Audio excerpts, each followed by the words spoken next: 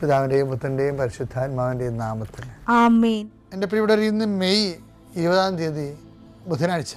അമ്മേ പരിശുദ്ധ അമ്മേ, അമ്മേ പരിശുദ്ധമേ, ദൈവമാതാവേ, കൃപാസനത്തിലൂടെ ഞങ്ങൾക്കും ഞങ്ങളുടെ ദേശത്തിനും അമ്മ മധ്യസ്ഥം തേടി തന്ന എല്ലാ അനുഗ്രഹങ്ങൾക്കും കൃപകൾക്കും ഞങ്ങളിപ്പോൾ ഹൃദയം നിറഞ്ഞ നന്ദി പറയുന്നു.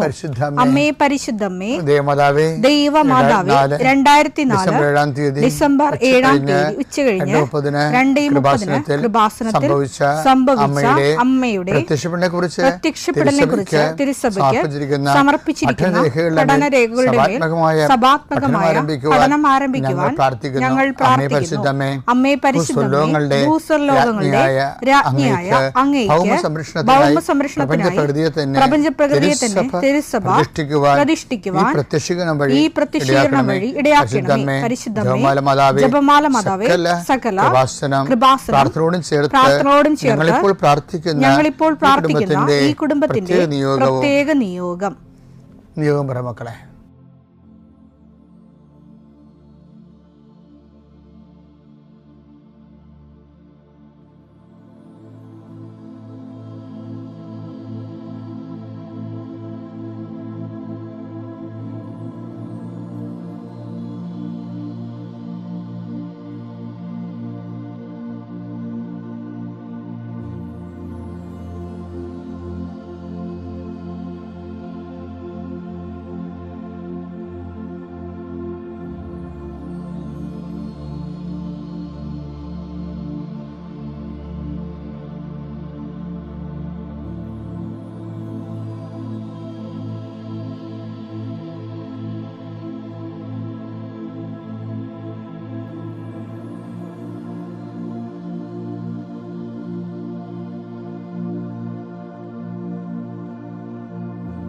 അമ്മയുടെ പ്രത്യക്ഷീകരണത്തിന്റെ ഈ അനുഗ്രഹവേളയിൽ ഞങ്ങൾക്ക് സാധിച്ചു തരുവാൻ കനിയണമേ. ആമേൻ. വിശ്വാസ പ്രമാണം.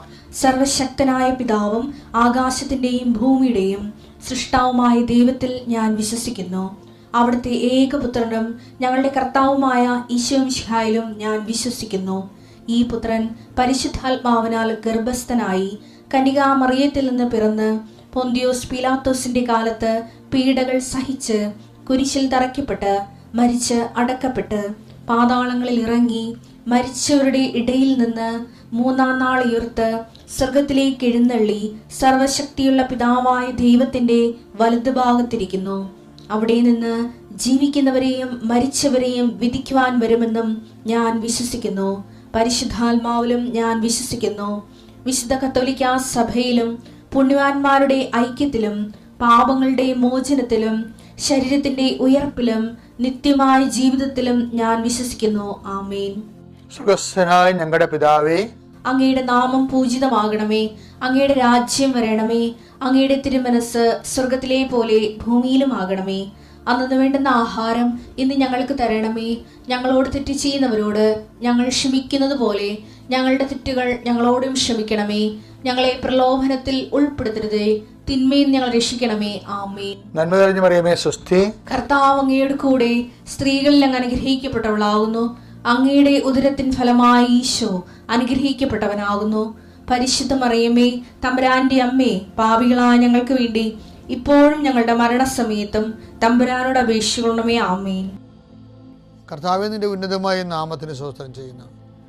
കർത്താവേ, നിന്റെ വിശുദ്ധ പൗരോഹിത്യത്തെ മഹത്വപ്പെടുത്തണമേ. കർത്താവെ, സഭയിലുള്ള സാന്നിധ്യം ദൃഢമാക്കണം.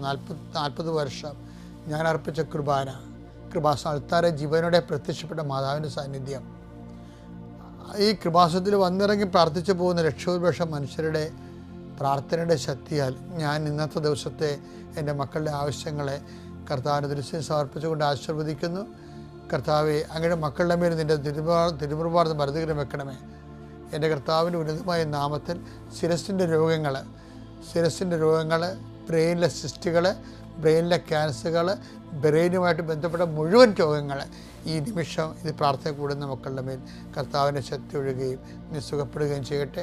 തൊണ്ടനൊമ്പരങ്ങൾ, അത്തോൺസൈറ്റുകൾ, തൈറോയിഡുകൾ, ശ്വാസകോശ രോഗങ്ങൾ, ഉദര രോഗങ്ങൾ, പിസ്തുല രോഗങ്ങൾ, PCOD രോഗങ്ങൾ, സർവാംഗവാത രോഗങ്ങൾ, വൃഷ്ണരോഗങ്ങൾ, കർത്താവിൻ്റെ നാമത്തിൽ ഉച്ചമുതൽ ഉള്ളങ്കാർ വരെ കർത്താവിൻ്റെ രക്തം പടരട്ടെ.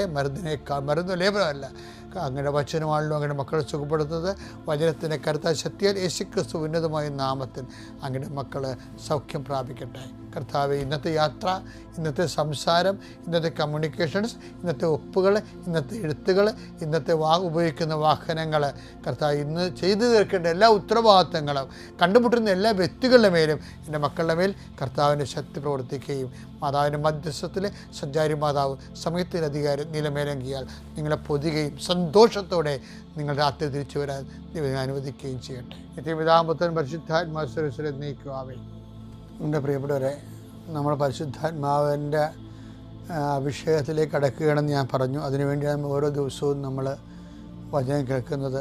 നമ്മൾ ഇന്ന് പറയാൻ പോകുന്ന വചനം അറിവിൻ്റെ വരത്തെക്കുറിച്ചാണ്.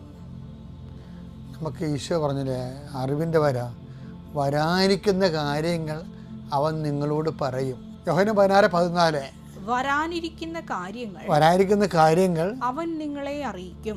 അതായത് നമ്മുടെ ജീവിതത്തിനൊരു ആവശ്യമാണത്. നമുക്ക് എന്താ സംഭവിക്കാൻ പോണത് എന്നുള്ളതിനെക്കുറിച്ച് നമുക്ക് ആത്മാവിൽ നയിക്കുന്ന ഒരു നിരന്തരം കർത്താവ് പ്രേരണ, അറിവ് പറഞ്ഞുകൊണ്ടിരിക്കുക. അത് അറിയണമെങ്കിലേ പരിശുദ്ധാത്മാവിനെ ഈ ദിവസങ്ങളെല്ലാം ഞാൻ നിങ്ങളുടെ പരിശുദ്ധത്തെക്കുറിച്ചല്ല പറഞ്ഞത്. പരിശുദ്ധാത്മാവ് നിറയുന്നതോടുകൂടി അറിവിൻ്റെ വരം നമുക്ക് ലഭിക്കും. അത് വരാനിരിക്കുന്ന കാര്യങ്ങൾ അപ്പം നമുക്ക് സൂചനകൾ നൽകും.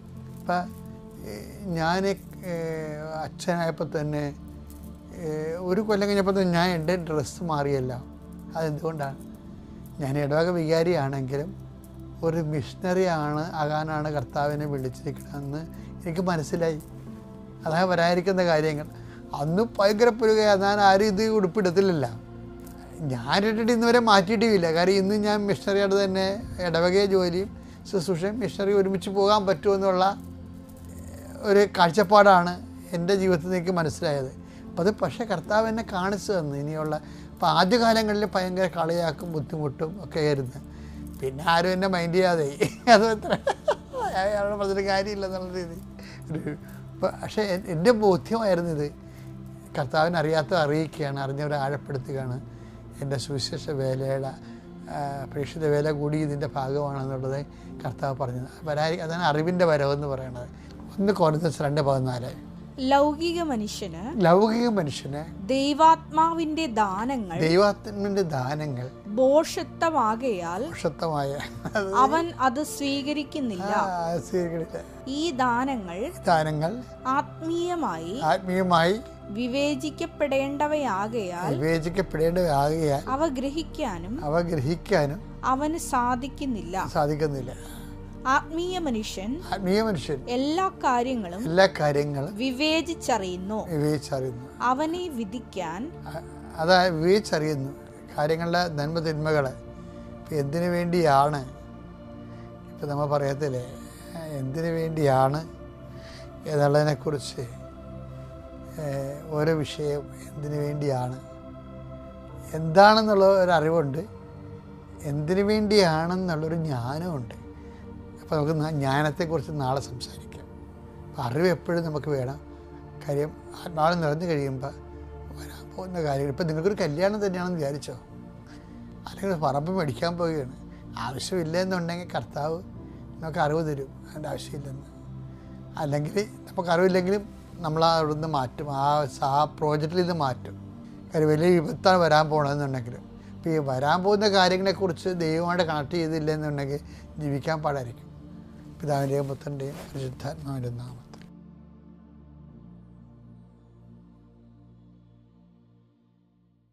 അത്യപൂർവ ദൈവാനുഭവങ്ങൾ ഇനി നിങ്ങൾക്കും സ്വന്തം. ഈ യൂട്യൂബ് ചാനൽ ഇതുവരെ സബ്സ്ക്രൈബ് ചെയ്തിട്ടില്ലെങ്കിൽ ഇപ്പോൾ തന്നെ സബ്സ്ക്രൈബ് ചെയ്യുക. ഈ വീഡിയോ ഇപ്പോൾ തന്നെ നിങ്ങളുടെ സുഹൃത്തുക്കൾക്ക് ഷെയർ ചെയ്തുകൊണ്ട് കർത്താവിൻ്റെ പ്രേക്ഷിതരാകുക.